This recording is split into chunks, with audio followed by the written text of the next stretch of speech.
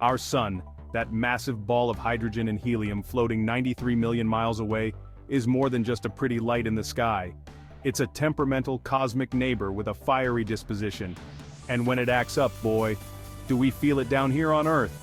We're talking about solar flares, folks, nature's own fireworks display that can pack quite a punch. These solar outbursts are more than just a celestial light show. They have the power to disrupt our modern way of life in ways that would make even the most die-hard tech geek break out in a cold sweat. We're talking potential blackouts, fried electronics, and communication breakdowns. But fear not, dear Earthlings. Knowledge is power, and that's exactly what we're here to dish out today, so buckle up. We're about to embark on a journey that will take us from the fiery surface of the sun to the delicate balance of life on Earth. Alright, let's get down to the nitty-gritty of solar flares. These are some of the most fascinating and powerful events in our solar system. Picture this. You're watching the sun through a really fancy telescope. With proper eye protection, of course, we're not daredevils. The sun, a massive ball of burning gas, is always in a state of flux. Suddenly you see a bright flash, like someone just lit the biggest firecracker in the universe. This isn't just any ordinary flash, it's a burst of energy that can outshine the entire sun for a brief moment. That, my friends, is a solar flare in action. It's a spectacular display of nature's power, a cosmic event that reminds us of the sun's immense energy. Solar flares occur when magnetic energy that is built up in the solar atmosphere is suddenly released. Imagine the sun's magnetic field lines getting twisted and tangled until they snap, releasing energy. It's like the sun has been holding in a cosmic sneeze, and when it finally lets loose, achoo, we get a massive burst of radiation across the electromagnetic spectrum. This sneeze is not just a simple release, it's a powerful explosion. We're talking X-rays, UV radiation, radio waves, you name it. Each type of radiation travels at different speeds and affects our planet in unique ways. Now, these solar sneezes aren't just for show. They have real consequences for us here on Earth. They can release as much energy as millions of 100 megaton hydrogen bombs exploding at the same time. This energy can disrupt satellites, communication systems, and even power grids. The real kicker is that these flares often come with a side of coronal mass ejections, CMEs. These are massive bursts of solar wind and magnetic fields rising above the solar corona or being released into space. When this solar shrapnel heads our way, that's when things can get really interesting here on Earth. These CMEs can cause geomagnetic storms, which can lead to beautiful auroras but also pose risks to our technology and even astronauts in space. Now let's talk about how these solar temper tantrums can turn our tech-savvy world upside down. Imagine you're in the middle of posting the perfect selfie, when suddenly, poof, your phone goes dark. It could be the work of a sneaky solar flare messing with our electrical grid. When a big solar flare hits Earth, it can create something called a geomagnetic storm. This isn't your average rainy day with lightning. We're talking about a massive disturbance in Earth's magnetic field. The result? Potential blackouts that can leave entire cities in the dark. These geomagnetic storms can play havoc with our satellites, disrupting GPS systems, cell phone networks, and even television broadcasts. Suddenly, your smartphone isn't so smart anymore. In our increasingly interconnected world, a severe solar storm could potentially cause trillions of dollars in damage. But scientists and engineers are working hard to protect our infrastructure from these cosmic curveballs. Now, I know what you're thinking. Are these solar flares getting more frequent? Should I start hoarding supplies or wearing tin-foil hats? Well, let's instead put on our detective caps and dive into this cosmic conundrum. The truth is, solar activity follows a pretty predictable 11-year cycle, swinging between periods of high and low activity.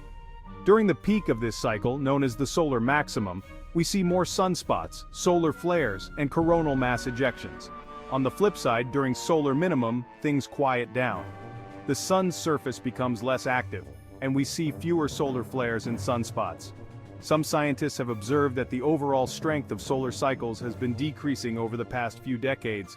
This means that the peaks of solar maximums aren't as intense as they used to be. This phenomenon, known as the modern grand solar minimum, has led to speculation about whether we're entering a prolonged period of reduced solar activity. Some experts believe this could mean fewer solar flares in the long run.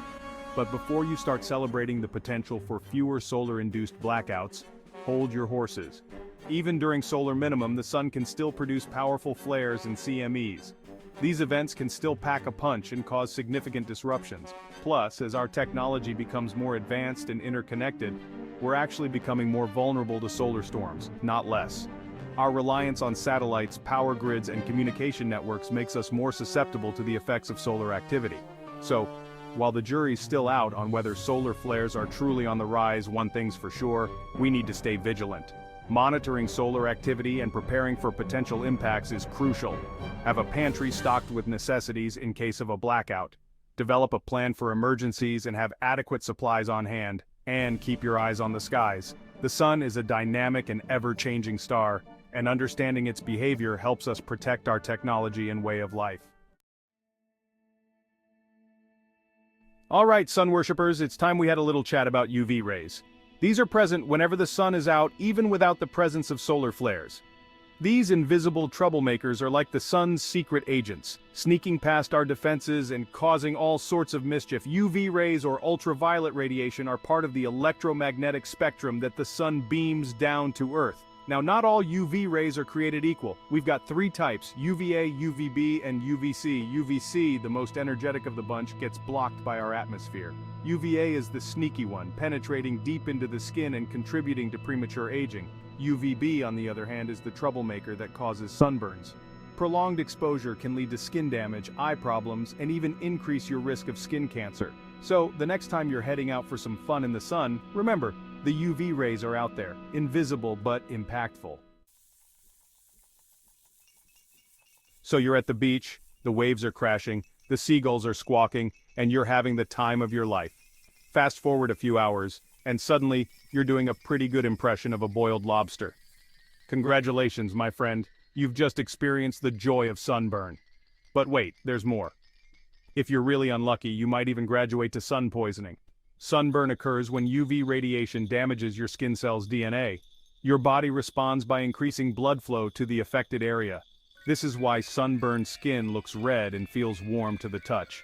Now, sun poisoning is sunburn's evil big brother. Symptoms can include severe redness and blistering, fever and chills, nausea, dizziness, and dehydration.